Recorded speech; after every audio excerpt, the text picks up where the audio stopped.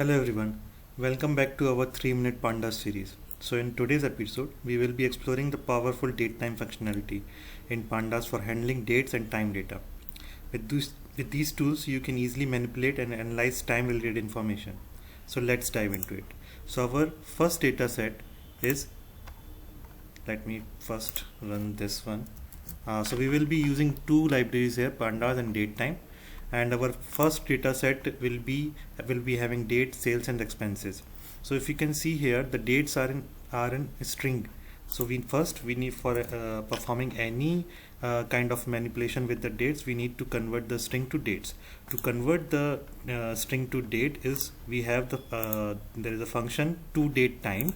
We will use this toDateTime and we'll pass the date column name, and then it will convert the string date into date column.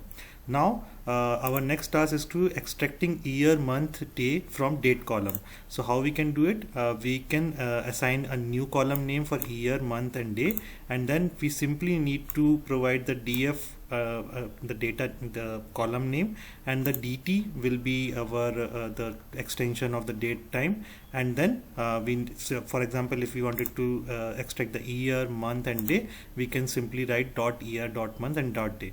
If we print that one, so if you can see here, we have year, month and day.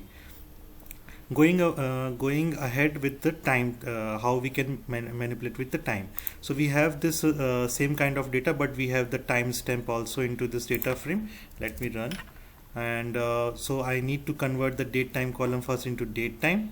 So I'll using the toDateTime function again, and I'll be converting this into date time column. And then here my task is to extracting hours and minutes from date time column. So I'll simply provide my column name, and dt is the extension of the date time library, and then I'll simply use .r and .minute. If I will run this one, so I'll having the two more column, hours and minute, which will show the hour and the minutes data. I hope you find this video helpful. Thank you for joining in this 3 minutes Pandas series. Be sure to subscribe our channel for more exciting tutorial. Happy coding, and we'll see you in next episode. Thank you.